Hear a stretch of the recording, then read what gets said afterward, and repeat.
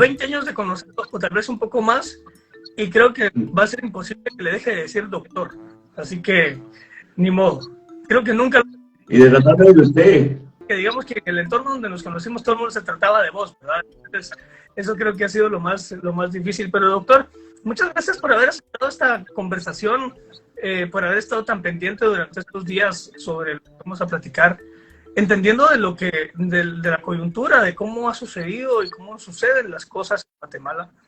Me encanta esa palabra coyuntura porque la aprendí con un amigo suyo, con un alumno suyo más bien, con el doctor Yanin López, que clases de historia, y espero yo que lo haya hecho bien. Así que hoy vamos a ver si Yanin hizo buen trabajo o no hizo buen trabajo. Así que gracias.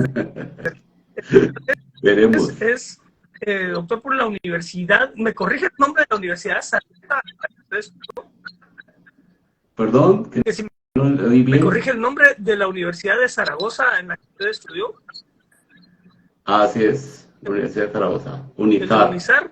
Y bueno, aparte de todo, los demás galones que acompañan al doctor Valdés, es director de la Escuela de Historia de la Universidad de San Carlos, de la gloriosa y tricentenaria Universidad de San Carlos.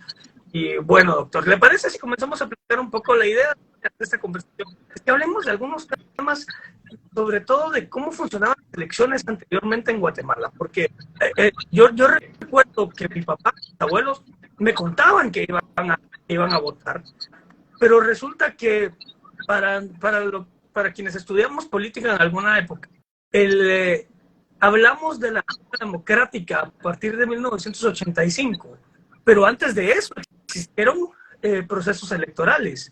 Y yo quiero preguntarle algo, por ejemplo, en tiempos de Ubico, en aquellos tiempos donde podía apartar al perro con salchicha y dejar la puerta abierta, o con chorizo, no me recuerdo cómo es que decía, ¿existía un proceso electoral como tal? Vamos a ver, en Guatemala tenemos procesos electorales desde 1812, 1811, para ser exactos. Y hemos tenido procesos electorales en todos los periodos. Por ejemplo, está el de 1812, después hubo 1813, 17, 20, 1800, siglo XIX. Wow. Y luego con la independencia tuvimos en el 23, en el 27, y así podríamos seguir. Es decir, el proceso eleccionario en Guatemala ha sido una característica que viene del periodo también colonial. Yo sé que esto puede ofender a algunos oídos, pero por ejemplo antes las elecciones alcaldes se hacían por medio de cabildos. Desde 1800, hay registros desde 1700, después de las reformas borbónicas, por ejemplo. Ahora, no es lo mismo que nos digan que sí van a votar a que cómo íbamos a votar. Y sobre Ubico hay una aureola que la han hecho los liberales, por supuesto, y que ha sido continuada por los regímenes conservadores, de pintarnos el panorama de Ubico como una sociedad idílica, que si la policía tocaba la puerta era para que la cerraran porque no entraba ningún ladrón, que se podía comer con un centavo, sí, pero no dicen todo lo demás, la gran represión que había, y que cierto, a lo mejor sí se podía comer con un centavo, pero al mes se podían ganar 3 centavos. O sea, tampoco era la cosa tan como nos la pintan. Lo curioso es que Ubico siempre fue electo como candidato único, ¿ya? Por el partido que se generó a raíz de la reforma liberal de 1871, el liberal progresista. Miren los nombres, liberal y progresista. Pero era candidato único. Y lo curioso en una de las elecciones de Ubico es que ganó con 1 millón de votos cuando el padrón no llegaba ni a 250,000. ¿Por qué?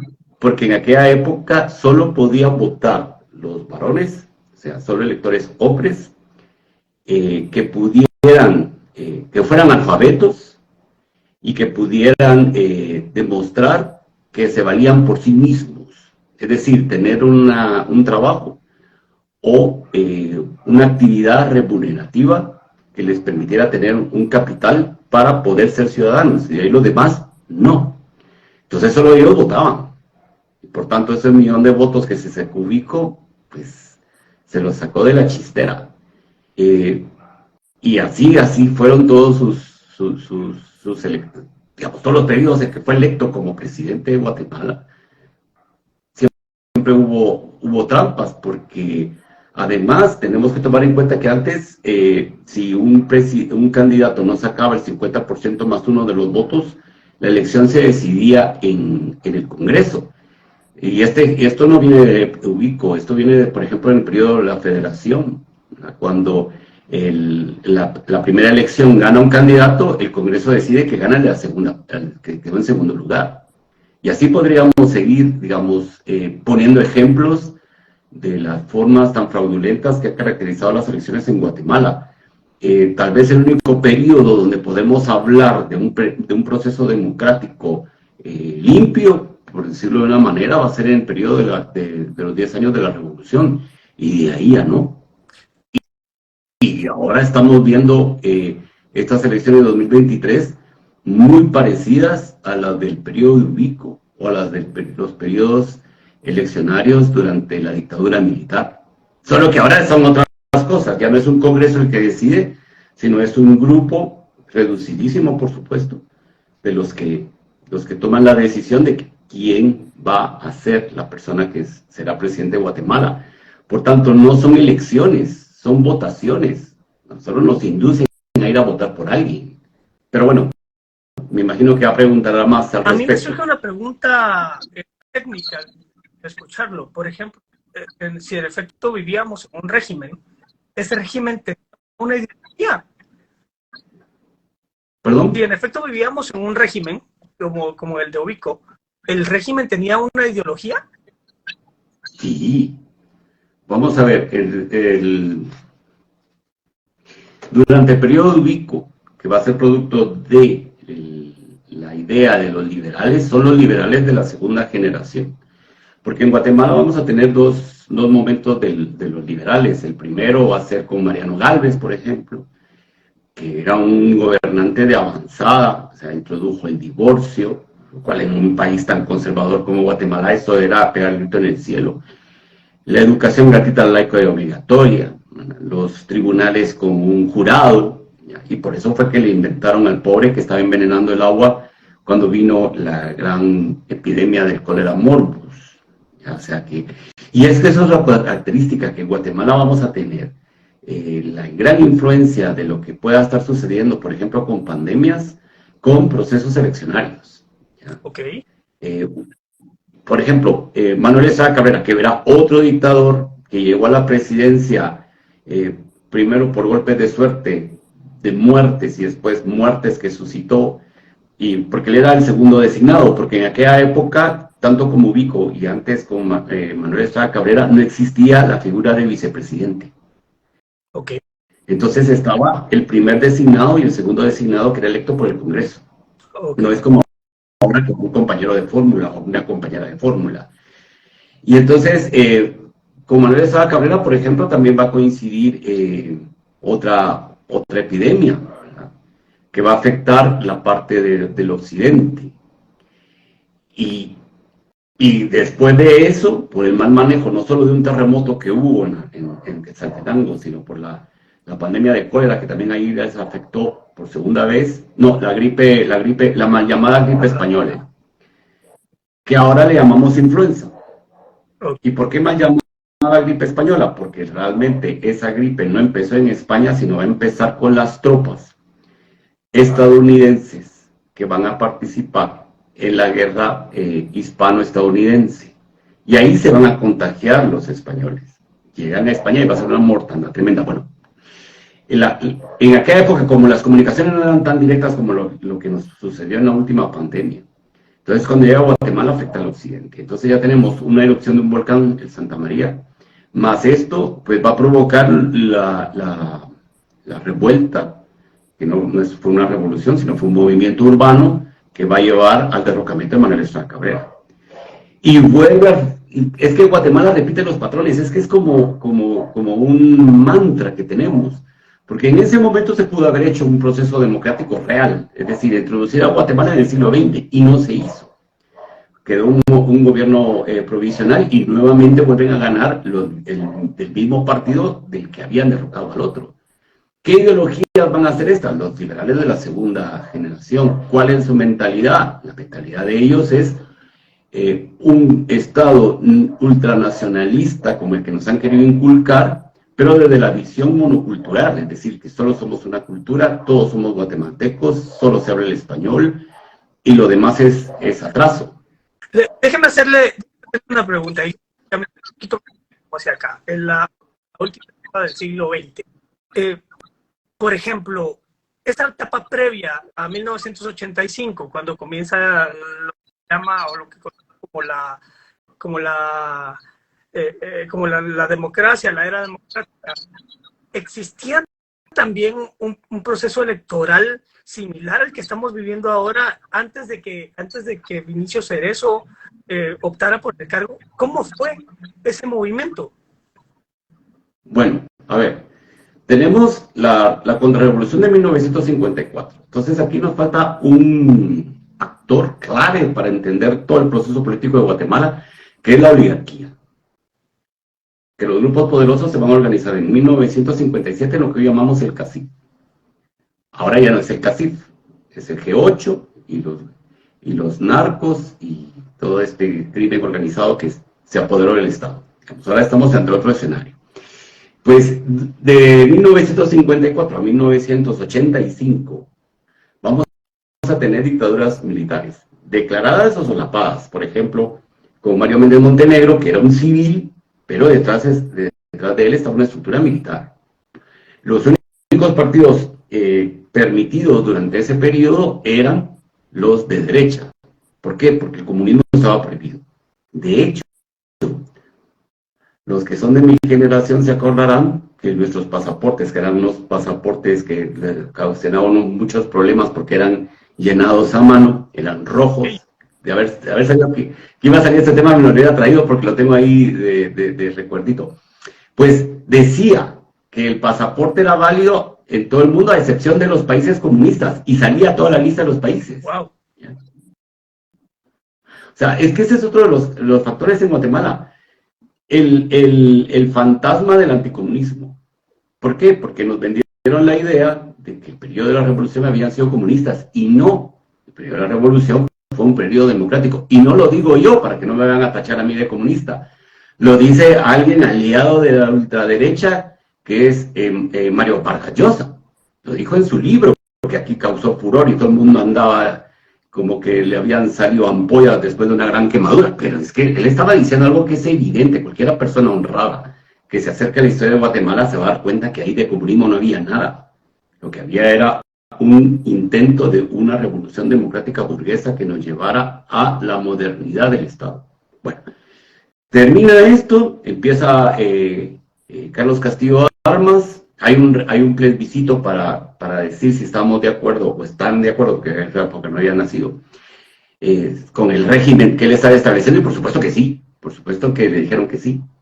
Después empezó un poco a salirse del huacal, por decirlo coloquialmente, lo matan y siguen los procesos democráticos, entre comillas, con elecciones. Y en aquella época, yo eso no lo tuve, pero sí lo vi, se votaba no con la cédula de vecindad, aquella de cartón que a uno a cada rato, por lo menos a mí se me mojaba cada rato, sino en una que se llamaba la cédula de ciudadanía. Ok. Ese era el documento para poder ir a votar. Ambos escritos a mano, sin ninguna seguridad, para nada. De hecho, las cartillas de la cédula, me acuerdo yo allá muy a lo lejos, las vi que las vendían en las librerías.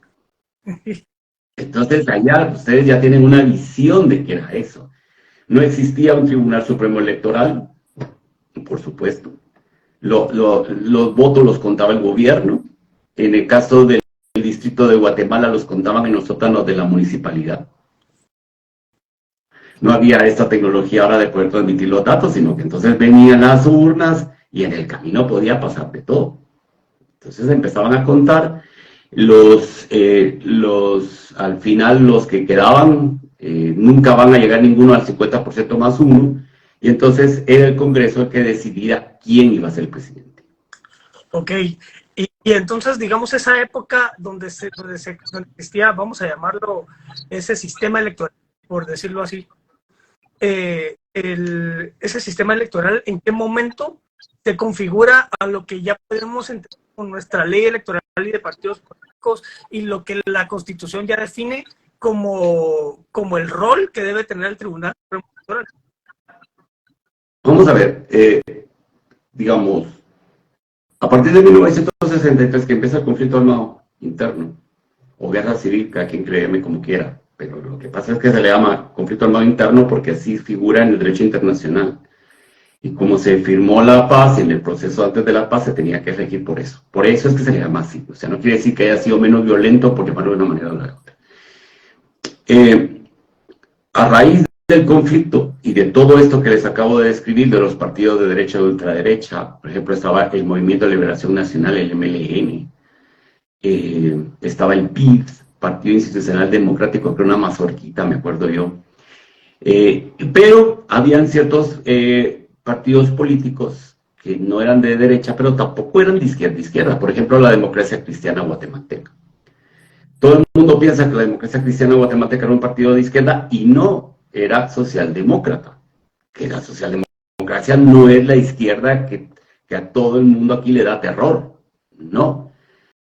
La Democracia Cristiana fue un partido que surgió motivado por la Iglesia Católica. Tenemos que tomar en cuenta que antes la Iglesia tenía prohibido votar, era pecado. De excomunión late sentencia, es decir, eran excomulgados, inmediatamente se iban a votar, lo supiera el cura en la confesión o no, o sea, automáticamente. Pero, ¿por qué? Porque estaba el concepto del poder divino, y ese solo lo podían tener los reyes. Entonces la democracia rompe con esa idea teocrática del Estado. Y por tanto, ¿quién se iba a oponer? La Iglesia. Claro.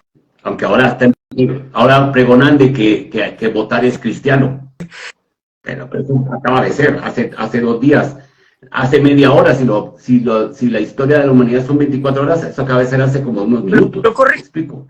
Si ese poder no termina completamente con la Revolución Francesa, o después de la Revolución Francesa seguimos hablando del poder divino hasta esta época. Claro, porque la Revolución Francesa no se circunscribe solo a la toma de la Bastilla, sino que fueron distintos procesos. Por ejemplo, Francia, que es donde se da esta revolución, Francia va por la Quinta República. ¿Qué me están diciendo con decir Quinta República? Que hubo otras 4 repúblicas antes. La primera de la Revolución, la segunda de Napoleón, la tercera de cuando se va Napoleón, la cuarta y así. ¿Ya? La quinta, que es la de ahora, que fue después de la Segunda Guerra Mundial. Bueno, entonces, a Guatemala todo llega tarde. Por eso me sonaba todo llega tarde. del poder divino, me sonaba muy de Revolución Francesa, pero pareciera que llegó tarde a Guatemala y acá 80 años, 100 años después nos... Bueno, a ver, con la independencia esto se rompe, por supuesto, pero digamos, la idea de la injerencia de la Iglesia en el Estado, como lo que estoy hablando, lo de los votos, y sobre todo después de la contrarrevolución de 1954, donde la Iglesia tuvo mucha injerencia, entonces siempre van a estar contra el comunismo, y por tanto van a bendecir partidos de derecha, ¿de acuerdo? Ahora, ¿cómo cambia esto cuando ya se hacen las negociaciones de paz? Entonces, cuando se hacen las negociaciones de la paz, que va a ser firmado, si no estoy mal, el 31 de diciembre de 1996. Pero previo a esto, previo a todo esto, cuando los militares se dan cuenta que no pueden seguir sosteniendo el poder, o sea, no van a seguir dando la cara, seguirán atrás, pero ya no van a hacerse responsables ante los demás, por decirlo de una manera fácil, porque esto es más complejo, pero es para facilitar el asunto. Entonces empieza lo que se va a denominar el proceso democrático con Óscar Mejía Víctores. Después del golpe de Estado que le dio a Ríos Montt el 8 de agosto de 1984. Digamos, Ríos Montt significa como el cenit de la represión militar, del autoritarismo, de la autocracia. y de la teocracia, porque él va a ser el primero que va a introducir estas ideas que todavía están, y ahora con más fuerza. Entonces, empieza este proceso, se va a convocar a una Asamblea Nacional Constituyente, donde llegó a votar el 78% del padrón electoral, o sea, nunca se había alcanzado tanto. Eran más, eso sí me acuerdo yo no podía votar, pero acompañé a mis papás, o sea, no van a creer que soy tan antiguo. Las primeras que voté no fueron ni las de Vinicio, sino las primeras que voté fue cuando ganó, ¿cómo se llama este señor? Que afortunadamente se me ha olvidado el nombre, a Jorge Serrano Elías, Claro. Que ahora todo el mundo lo tiene como ídolo, pero que era también lo que era. En el 91. Sí, porque cuando ya fueron las elecciones de Vinicio, todavía no podía votar porque tenía, digamos, fueron las elecciones de Vinicio y yo cumplí 18 años, una cosa así. Entonces tuve que esperar todo ese periodo. Bueno, se va a hacer la Asamblea Nacional Constituyente, que va a promulgar la Constitución el 31 de mayo de 1985, que es la que rige ahora y que derogó la Constitución de 1963. Para que vean qué importancia tiene el Estado de Derecho y la tradición constitucional de Guatemala, la importancia que le damos a la Carta Magna, que supuestamente es la que nos rige a todas y todos. El 31 de mayo de este año pasó desapercibido. Eso fue ayer. Exacto. Eso fue ayer. Y nadie dijo, esta boca es mía, hoy se cumplen tantos años de la Constitución. Bueno, se promulga la Constitución y con esta Constitución es que se convocan a las elecciones generales donde gana Vinicio Cerezo. Ahí es cuando tenemos las primeras elecciones donde gana la democracia cristiana guatemalteca. Sí. Y en ese momento, que es un parteaguas para obviamente el sistema electoral y los políticos, porque entonces existía ya un poco más de medios de comunicación, de formas de comunicarnos, pero yo recuerdo mucho, no lo vi obviamente en vivo, pero he visto el video muchas veces de una famosa entrevista entre Cerezo y Jorge Serrano, entre paréntesis, no entiendo por qué había de exhibiciones, pero bueno, ahí quedó para la anécdota, donde de alguna manera mediática empieza a influir los medios de comunicación en el voto popular, algo que Claro. Años tarde ya parece que es normal, pero incluso yo escucho mucha gente decir, esa entrevista que le hizo Vinicio Cerezo a Jorge Serrano fue suficiente para que Serrano ganara las elecciones, y ahí se vuelve otro proceso electoral que me imagino que fue de alguna manera jocoso, porque voy a usar esa palabra jocosa. Nuestros procesos electorales, si hubieran existido los memes y el TikTok de 1990, hubiéramos tenido muchísimo para reírnos. Pero entonces, ¿podría platicarnos un poco de esa etapa? Que ya es una etapa donde muchos de los que nos están viendo habían nacido, otros ya fueron a votar, otros se recuerdan, pero es una etapa post nueva constitución y post la primera legislatura, ¿verdad? Bueno, una cosa que quiero acotar, los medios de comunicación siempre van a influir en el voto de la ciudadanía, sea donde sea. Si no, ahí está el ejemplo de las elecciones en Estados Unidos. Cómo las grandes cadenas inducen a un voto concreto. ¿Ya? Y usted podrá decirme, sí, pero eso es ahora. No, pero desde antes. Por eso se le llamaba a la prensa el cuarto poder, porque tiene esa capacidad de mover gente. Bueno, entonces, digamos, no es que nosotros fuera la primera vez que los medios de comunicación se meten, siempre se metieron, porque ya sabemos en Guatemala quiénes manejan los medios de comunicación. Si no, ahí está cualquier periódico que levante mal la cabecita, pasa lo que pasa, y lo estamos viendo en directo. Los medios comunitarios los desmocharon. ¿Por qué? Porque son personas que están directamente involucradas en las comunidades y no les gusta que a los que cortan el bacalao no les gusta que sepamos la verdad, sino vivir en esa burbuja en lo que nos han sumergido.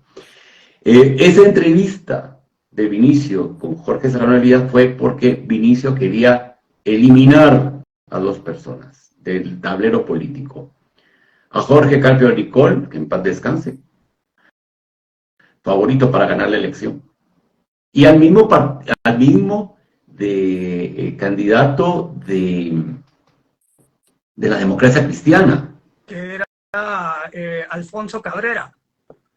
Alfonso Cabrera, también. Entonces, obviamente, somos una sociedad de muy poca formación. Los que la tienen es muy primitiva. Los que la tienen, los privilegiados y las privilegiadas que tienen acceso a la formación. Y ahora menos, pero bueno, en aquella época no llegábamos al aturdimiento que tenemos ahora de las redes, por ejemplo, TikTok, Twitter y todo esto. Este mismo, Instagram. Aquí no se salva ningún medio. Pero, por ejemplo, sí estaba la radio, que tenía mucho poder, y la televisión. Y hubo un anuncio de Jorge Serrano Elías, con un personaje tipo el tal Mechito, solo que de aquella época, con una escoba barriendo enfrente del Palacio Nacional diciendo que iban a barrer a los... Esa era aquella de que con los... Sí. Ese mismo. Y fue un éxito, o sea, con una canción pegajosísima, porque en aquella época sí tenemos que reconocer que los publicistas le metían un poquito más de cabeza. Ahora no. Ahora, que los publicistas de esta época no son suficiente. No tienen ese ingenio, con todo el respeto que les pueda tener, pero no. Yo he estado escuchando muchos anuncios de la radio, he visto lo de los TikToks, no voy a mencionar nombres, pero no puede ser posible que una persona que está de candidato para diputado ponga esos vídeos y se hagan virales. Quiero hacer un paréntesis aquí, aparte, porque hay un concepto que en inglés es outside, como el que no estaba dentro de los planes y se coló. Me cuesta un poco definir a Jorge Serrano como un outsider porque de alguna manera él ya ha participado en una elección anterior. Por ejemplo, Morales y Carlos Pineda, en la primera elección, o Carlos Pineda iba a ganar o Jimmy Morales ganó, porque era el que representaba algo que no estaba dentro de los parámetros del statu quo, por decirlo. Ahora bien, podríamos calificar a Jorge Serrano como alguien que se encontraba afuera de la esfera política y que con una cancioncita hizo que los guatemaltecos se fueran y decantaran por votar por él. Estaba fuera del imaginario colectivo. Estaba dentro de los que deciden las cosas políticas en Guatemala. Ojo, es que volvemos a lo mismo. No es que nosotras y nosotros con nuestro voto decidamos quién va a gobernar este país. Eso ya está decidido. Lo único que hacen es orientarnos a... Mira, ayer hubo un evento, anteayer hubo un evento, que por primera vez les di la razón al lema en una iglesia evangélica. Claro, como siempre sacan, yo como le digo a mis estudiantes en la universidad, el peor elector que existe en la historia de la humanidad es Dios. El peor. ¿Por qué? Porque entonces vienen y dicen, no, porque el rey se narra en el Antiguo Testamento cómo Dios eligió los reyes para el pueblo elegido. ¿Y quiénes fueron esos reyes del pueblo elegido? David. Pero primero Saúl, que se obsesionó hasta matar a David. David, que también le salió rana a este Dios. Y luego Salomón, otro que le salió rana, que por eso tuvo que dividir el reino en dos. Entonces, ¿dónde estamos? ¿Me explico? Entonces, el peor elector, porque miren lo que nos ha tocado a nosotros. No se salva ni uno. No se salva ni uno. Entonces, convenzámonos de eso. Es que no es que nosotras y nosotros vamos a decidir quién va a ganar. Eso ya está decidido. Lo que pasa es de que nos van a orientar hacia alguien. Los dos casos que puso usted, Jimmy y quién fue el otro, aparte de Serrano. Bueno, y ahora que pone Carlos Pineda, que para mí el Carlos Pineda fue un comodín. Pero bueno, si quieres... Esta es una historia más actual, si quieres... Sí, pero digamos, para sacarlo de que es este personaje que usted acaba de mencionar, o sea, no. Regresemos a Serrano, o sea, ya se sabía, o sea, ellos ya lo habían decidido, pero indujeron a la gente a ir a votar. ¿Por qué? Porque al inicio había sido una esperanza democrática para miles y millones de guatemaltecas y guatemaltecos, y salió siendo un gobierno de una gran corrupción. pero una gran corrupción. Es cuando proliferan las maras, por ejemplo, y provocó una gran inseguridad, que eso también decantó el voto hacia el otro que ofreció con la escobita y la cancioncita erradicar Pero esto. ahí yo tengo un punto. No quiero sonar como que estoy defendiendo a Serrano, pero lo que hizo Serrano fue suspender las Cortes y el Congreso de la República, y una de sus propuestas, y que se quedó ahí en la orilla, era el poder limpiar el Congreso de la República, que es lo primero que llega a hacer Ramiro de León con la consulta popular el año siguiente, ¿no? A ver, yo creo que yo entiendo por qué a usted le convence Serrano, porque toda su generación lo adoran. O sea, y yo estoy de acuerdo porque no conocieron el momento. A ver, Serrano había pactado con esos grupos. Si al final decide deshacerse de ellos, es porque lo estaban condicionando de tal manera y su egolatría no le permitía, porque no podía colocar a su gente. Es que aquí volvemos otra vez a las cuestiones de poder, de reparto de dineros, de reparto de privilegios y de prebendas. Pero a él lo que menos le interesaba era la Constitución Política de la República de Guatemala, o el Congreso, o las Cortes, que comparadas a las Cortes de ahora, que ellos eran unos grandes magistrados, todo se ha dicho. Y por eso fue que se defendió de golpes de Estado. Claro. Y se supone que en una democracia no pueden haber golpes de Estado. Claro. Se supone. A pesar de eso, a Vinicio le hicieron 4 intentos de golpes de Estado. Esto era como una moda. Yo recuerdo que siempre hablaban de hoy no vamos a ir al colegio porque hay una amenaza de golpe y todos resguardados en sus casas. Esas historias de mis papás y de mis abuelos, no soy tan antiguo que a usted. O sea, pero sí recuerdo esas historias donde decían, no, hoy no vamos al colegio, están todos resguardados en las casas escuchando ahí la radio o esperando noticias. Eso era también parte de este momento histórico de Guatemala, esas amenazas de golpe. Sí, empezaba la marimba y la voz del golpe que le llamaban, que decía difunde, TGW, la voz de Guatemala. ¿Quién era esa voz? ¿Era Soberano? No me acuerdo cómo se llamaba ese señor, pero era famoso. Famoso, pero no me acuerdo el nombre. Y entonces, y pedía que todos se enlazaran en la cadena nacional y tal. Bueno, digamos, todo eso ya no lo queríamos volver a vivir.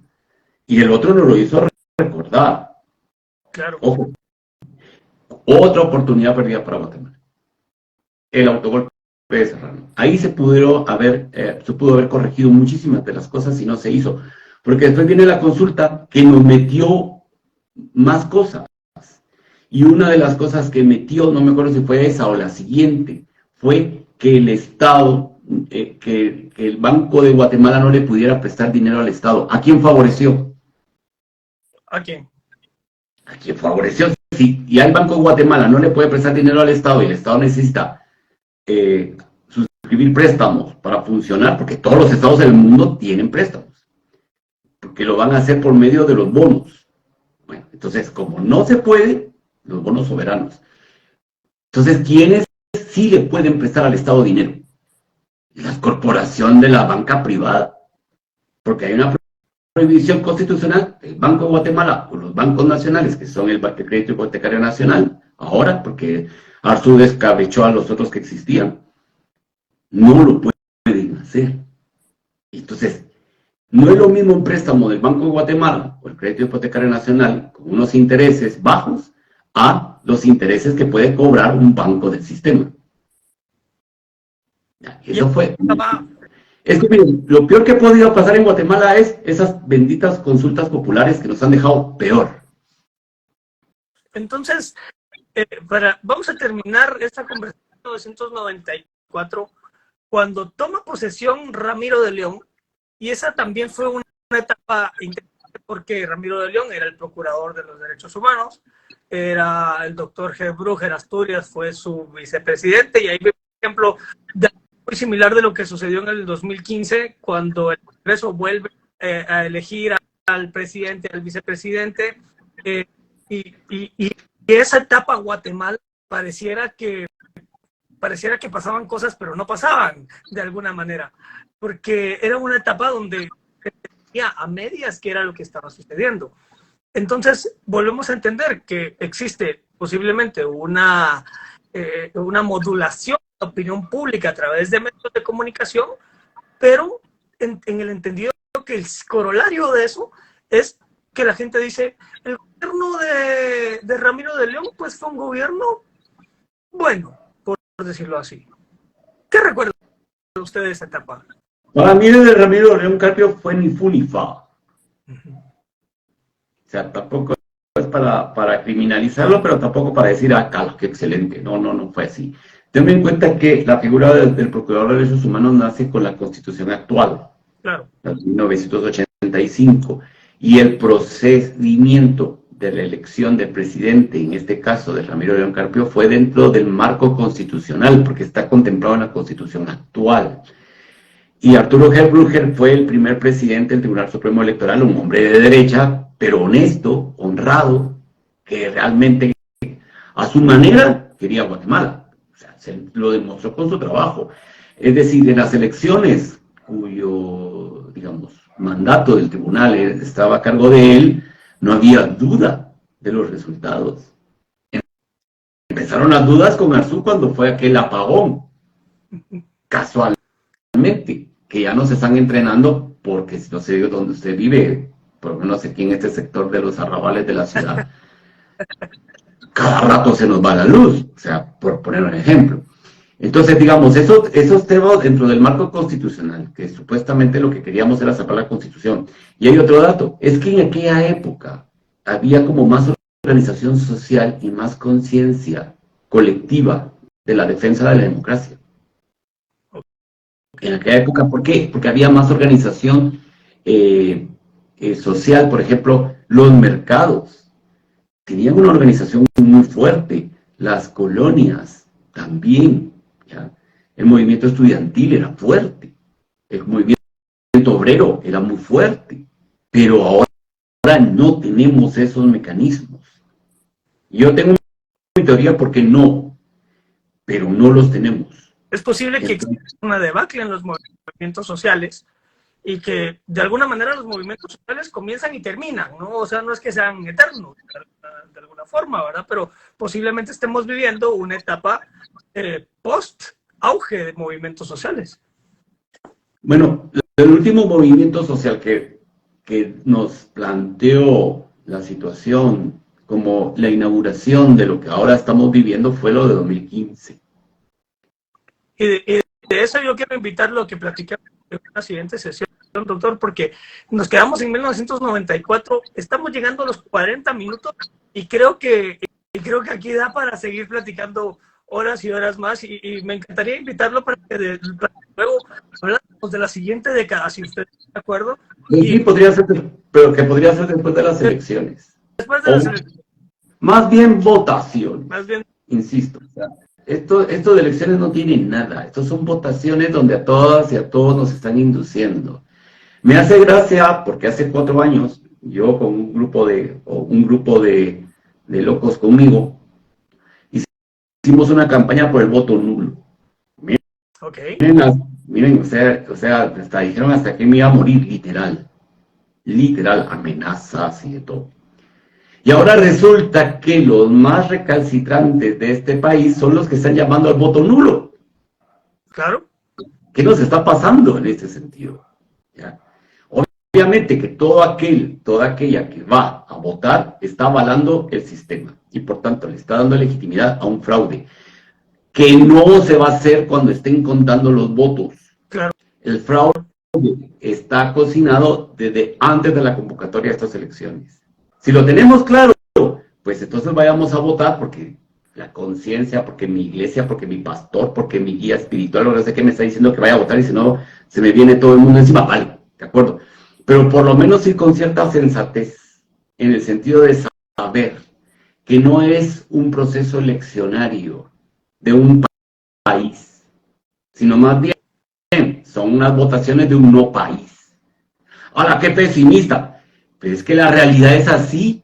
O sea, no podemos pintar un país que no existe. O sea, basta salir a la calle. ¿Cómo va a ser posible que ustedes van a la calle y miren un muerto tirado y el MP? O como lo que supe hoy por la tarde, de que hubo una balacera en plena calle y transmitido en directo, porque me lo estuvo diciendo. Eso es aterrador, pero ahí vamos, y ahí estamos. Y porque tenemos la convicción un poco ciega o cegata de creer que va a cambiar algo. No, se va a acentuar el régimen que tenemos de cooptación del Estado por las fuerzas que ya describí antes. Por tanto, este tema da para lo que ustedes quieran. Muchísimas gracias. De verdad ha sido un gran placer. 40 minutos que se nos fueron como agua entre los dedos. Y nos quedaron un montón de cosas en el tintero. Quedamos con un montón de cosas en el tintero. Le agradezco muchísimo. Si usted quiere, la va a encontrar acá, en este perfil, o a partir de mañana en www.xavi.com.mx. Muchas gracias, doctor. Que le vaya muy bien, que baile mucho el garrón y toda la música de estas alegres elecciones. Y... último dato. ¿De dónde viene el término de las alegres elecciones? Que no lo hablé. ¿De dónde viene? Para las elecciones, de las primeras elecciones durante la revolución, cuando el doctor Juan José Arevalo Bermejo dijo las alegres elecciones. No, creo que fue las segundas, cuando ganó Arbenz. Porque era una fiesta. Era alegre, y la democracia estaba instalada en este país. Pero bueno, ahora quedó solo como un eslogan. Muchísimas gracias por la invitación y buenas noches a todas y a todos. Y gracias también por su paciencia aguantar tanto tiempo. Que les vaya muy bien. Hasta la próxima. Arroz.